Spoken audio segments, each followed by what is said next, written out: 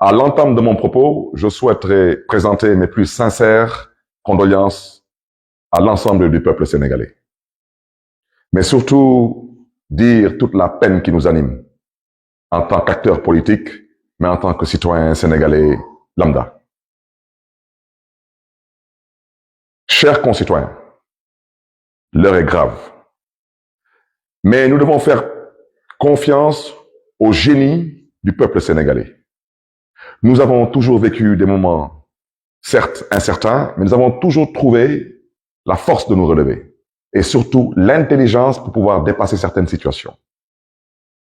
Aujourd'hui, je ne souhaiterais pas commenter cette parodie de justice qui a plongé le Sénégal dans cette situation chaotique et malheureusement incertaine. Nous avons toujours dit que la justice sénégalaise est à l'origine de quasiment tous les maux dont souffre actuellement le Sénégal. Cette justice, je ne parlerai pas de sa condamnation, parce qu'il n'y a pas de condamnation. Nous avons assisté à une volonté manifeste de vouloir verser dans une disqualification, voire une élimination d'un acteur politique de premier plan. Et je voudrais dire que nous sommes aujourd'hui au 3e, voire au 4e cas. Et ça ne peut plus continuer. Et l'objectif recherché dans cette parodie de justice, c'est de trouver les voies et moyens de créer les conditions d'organiser une sélection et non une élection en 2024, surtout concernant l'élection présidentielle qui est tant attendue par le peuple sénégalais. C'est la raison pour laquelle j'aurais souhaité interpeller directement Monsieur le Président de la République, Monsieur Macky Sall. Il n'y a pas de problème juridique concernant les hommes politiques. Ce qu'il y a aujourd'hui, c'est la volonté d'un homme qui est en train de s'abattre sur d'honnêtes citoyens, sur des leaders politiques qui n'ont peut-être commis qu'un seul crime, c'est de nourrir une ambition de servir leur pays. Et cela n'est pas honorable dans une démocratie qui se respecte.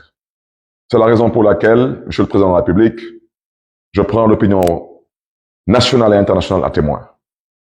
Vous avez, lors de l'ouverture du dialogue national, vous avez, concernant la question du 3e mandat, vous avez dit que on n'a qu'à vous le demander en tout respect et en toute courtoisie.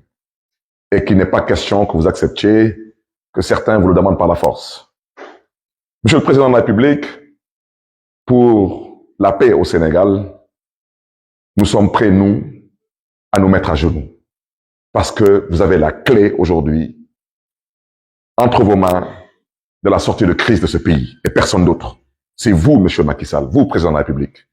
Alors, comme vous avez demandé à ce qu'on vous demande, s'il vous plaît, de ne pas briguer le 3e mandat, je vous demanderai 3 fois, s'il vous plaît, Monsieur le Président Macky Sall, d'évacuer cette question concernant cette volonté qui vous est prêtée de vouloir briguer un 3e mandat. D'abord, je vous demande, s'il vous plaît, en tant que maire de Dakar. Je vous demande, s'il vous plaît, en tant qu'acteur politique. Je vous demande, s'il vous plaît, en tant que jeune frère. Le Sénégal ne mérite pas ce qu'il est en train de vivre présentement. Le Sénégal ne mérite pas aujourd'hui de vivre cette souffrance qui nous est imposée au nom de la bêtise politique, et excusez-moi de cette expression. 2 jours de manifestation, 15 morts. Injustifiable et inacceptable. Nous avons été, nous sommes et nous comptons rester ce modèle de démocratie sur le continent africain et à travers le monde. Et Monsieur le Président Macky Sall, vous avez la responsabilité historique d'accompagner le Sénégal à continuer à rester debout, droit dans ses bottes. Parce que le peuple sénégalais, en votant pour vous, n'a pas voté pour être massacré, n'a pas voté pour être humilié. Le peuple sénégalais a voté pour vous en espérant pouvoir compter sur vous pour conduire le Sénégal vers un développement durable et viable. C'est la raison pour laquelle, Monsieur le Président de la République, je vous interpelle directement. Je vous invite à prendre vos responsabilités et à vous adresser au peuple sénégalais. Rassurez le peuple sénégalais. Prenez l'engagement de respecter vous-même vos propres engagements envers le peuple sénégalais, surtout lors du référendum que vous avez eu à organiser en revisant la Constitution du Sénégal, qui, vous l'avez déjà dit, et vous l'avez répété aussi bien au niveau national qu'à l'international, ne vous permet pas de prétendre briguer un troisième mandat. Parce que cette question, Monsieur le Président de la République, de votre volonté qui vous est prêtée, de vouloir briguer un troisième mandat, est à l'origine de tout ce qui se passe actuellement. Monsieur le Président de la République, vous n'avez pas le droit d'éliminer des adversaires politiques. C'est ça la vérité. Parce que si le président Abdoulaye Wade, au passage à qui je rends un vibrant hommage, avait décidé d'en faire de même, je ne pense pas qu'aujourd'hui vous serez président de la République du Sénégal. C'est la raison pour laquelle je vous invite respectueusement, je vous invite une fois de plus à revenir à la raison, monsieur le chef de l'État. Regardez ces enfants. Regardez ces pères et ces mères de famille qui souffrent. Regardez ce pays aujourd'hui qui est à genoux. Je vous invite à vous ressaisir. Je vous invite à prendre cette main qu'on vous a tendue. Faites-le pour l'intérêt de ce pays qui vous a vu naître et grandir. Mais faites-le surtout pour l'intérêt de ce pays qui vous a donné tous les honneurs. Vous avez été dans ce pays ministre d'État, président de l'Assemblée nationale du Sénégal, premier ministre et chef de l'État. Ce pays ne vous doit plus rien du tout, monsieur le chef de l'État. À ce peuple sénégalais, ce peuple vaillant, je vous réitère mes condoléances. Nous avons tous mal, mais sachez une chose, c'est que les épreuves de la vie sont faites pour renforcer les hommes et les peuples. Vous avez rendez-vous avec votre destin. Ne bousillez pas tout. Dans quelques mois, vous allez être un pays pétrolier et gazier. Beaucoup de choses changeront dans ce pays. Ne marchez pas vers le mur, ce n'est pas votre devoir. Faites preuve de tenue et de retenue, mais dans la fermeté et dans la dignité. Mais retenez ce que je vous dis. La politique, c'est comme ça là. Et c'est comme cela, malheureusement, dans la plupart des républiques bananières. Lors de l'ouverture de ce dialogue, certaines personnes, pour ne pas dire certains acteurs de certains bords, ont agité leur volonté de voir éventuellement l'actuel président proroger son mandat d'1 an ou de 2 ans. Je vous invite à ne pas leur donner cette possibilité. Je le répète que dans un pays pas loin du Sénégal, on a vu récemment un président rester au pouvoir pendant plus de 10 ans sans organiser aucune élection, au prétexte qu'il y avait une rébellion dans le nord de son pays. Dans ces conditions, ne donnez pas à certains acteurs politiques le prétexte ou l'excuse de rester encore au pouvoir, sachant qu'ils n'ont pas droit à un troisième mandat. Faisons preuve d'intelligence, faisons preuve de responsabilité, faisons preuve de citoyenneté dans la dignité et la fermeté, mais n'insultons pas l'avenir.